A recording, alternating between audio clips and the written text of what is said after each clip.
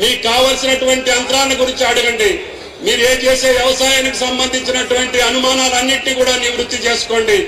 రేపు ఎల్లుండి 3 రోజులు కూడా మీ యొక్క సందేహాలను తీర్చడమే కాకుండా మీ సలహాలను కూడా తీసుకొని మీ సూచనలకు అనుగుణంగా తెలంగాణ ప్రభుత్వం ముందుకెళ్తుందని చెప్పి మీకు విజ్ఞప్తి చేస్తున్నా. పిసిసి అధ్యక్షులు మమ్మల్ని ఆదేశించారు, మా రైతులు కూడా ఆధునికమైనటువంటి వ్యవసాయం చేసే దేశాలకు పంపించండి అని. తప్పకుండా 94లోనే ఈ డ్రిప్ ఇరిగేషన్ లేనప్పుడు మన రైతుల్ని ఇజ్రాయెల్కి పంపించాం. అందువల్ల ఇప్పుడు తెలంగాణ మొత్తం డ్రిప్ ఇరిగేషన్ స్ప్రింక్లర్ తో ఇప్పుడు ఎక్కడ పెట్టాలి అనే విషయాలు కూడా నిపుణులు ఉన్నారు, మీరున్నారు.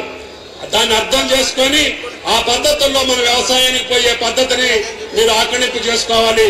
మీరు పండించినటువంటి మిగతా పంటలు కూడా ఇందాక పెద్దలు అడుగుతున్నారు, సన్ఫ్లవర్ కూడా ఉంది కొనాలని చెప్పి, అదేవిధంగా జొన్నలు ఉన్నాయి కొనాలని చెప్పి, అదేవిధంగా మక్కలు ఉన్నాయి కొనాలని చెప్పి, దీని మీద ఏటా 1000 కోట్ల రూపాయలు రాష్ట్ర ప్రభుత్వానికి నష్టం వస్తుంది. ఎంఎస్పీకి కొని తప్పకుండా మళ్ళీ తక్కువ ధరకు అమ్ముకోవాల్సిన పరిస్థితి వస్తుంది, కొన్ని అయితే అమ్ముకోలేని పరిస్థితి కూడా వస్తుంది. అయినా సరే వెనకడుగు వేయకుండా నిజామాబాద్ జిల్లాలో ఏ పంట పండినా, తెలంగాణ రాష్ట్రంలో ఏ పంట పండినా కేంద్ర ప్రభుత్వం ప్రకటించిన ఎంఎస్పీ ధరకి కొని రైతుని నిలబెడతామని చెప్పి కూడా మీకు ఈ సందర్భంగా మనం చేస్తున్నాం. కాబట్టి పంట కొనుగోలులో కానీ పంట విధానంలో కానీ రైతాంగానికి ఏ కష్టం వచ్చినా మీ తరపున నిలబడేటటువంటి తెలంగాణ ప్రభుత్వం ముఖ్యమంత్రి రేవంత్ రెడ్డి గారి యొక్క ఆశీస్సులతోటి ఈ కార్యక్రమాలు చేసే అవకాశం వచ్చింది.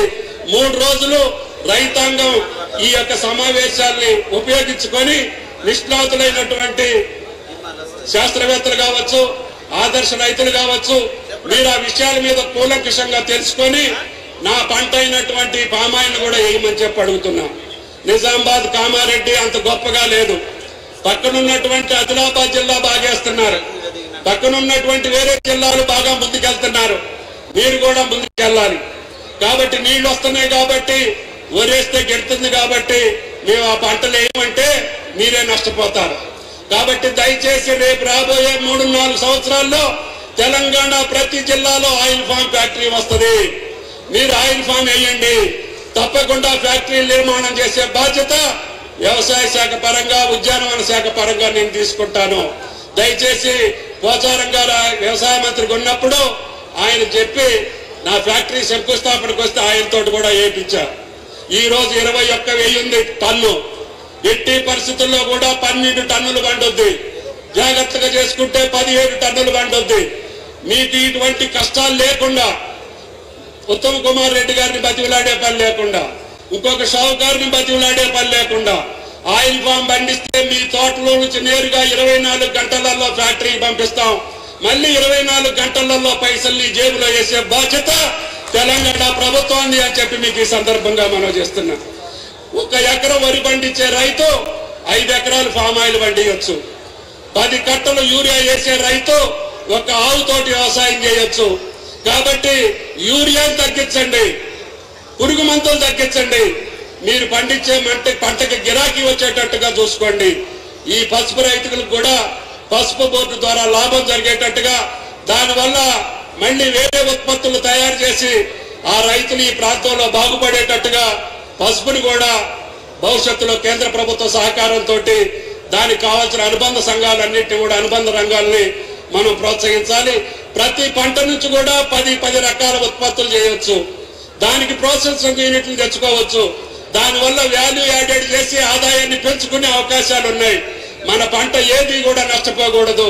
అకాల వర్షాల వల్ల, రాళ్ల వాన వల్ల, కరువు వల్ల, కాటకం వల్ల నష్టపోతే ఆ పంటలన్నింటినీ కూడా జాగ్రత్త చేసుకొని దాన్ని ప్రొక్యూర్ చేసుకొని గోడౌన్స్ లో పెట్టుకొని, కోల్డ్ స్టోరేజ్ లో పెట్టుకొని వేరే రకమైన ప్రోడక్ట్ తయారు చేసి మనం ఇతర దేశాలకు పంపించే స్థాయికి తెలంగాణ రైతుని తీర్చిదిద్దాలనేది ఈ రైతు సదస్సుల యొక్క, రైతు మహోత్సవాల యొక్క లక్ష్యం.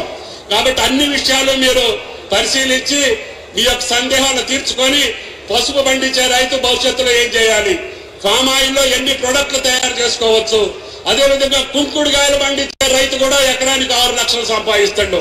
ఇక్కడే స్టాల్ ఉంది.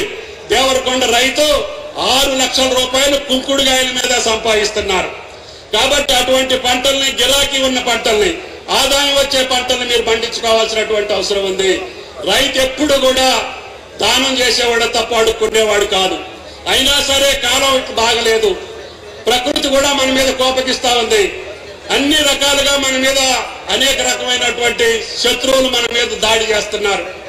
ప్రకృతి మన మీదనే దాడి చేస్తుంది, కిబికేటకాలు మన మీదనే దాడి చేస్తున్నాయి, వ్యాపార వర్గాలు మన మీదనే దాడి చేస్తున్నాయి, పక్క దేశాలు కూడా మన మీదనే దాడి చేస్తున్నాయి.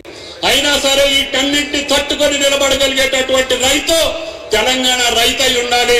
ఆయనకు ఆ రక్షణ కల్పించాలి, ఆయనకు ఆ సౌకర్యం కల్పించాలి, ఆయనకి నిలబడే శక్తిని ఇవ్వాలి అని చెప్పి మీ సందేహాల కోసం, మీ యొక్క సూచనల కోసం ఈ యొక్క వేదికని ఉపయోగించుకోండి.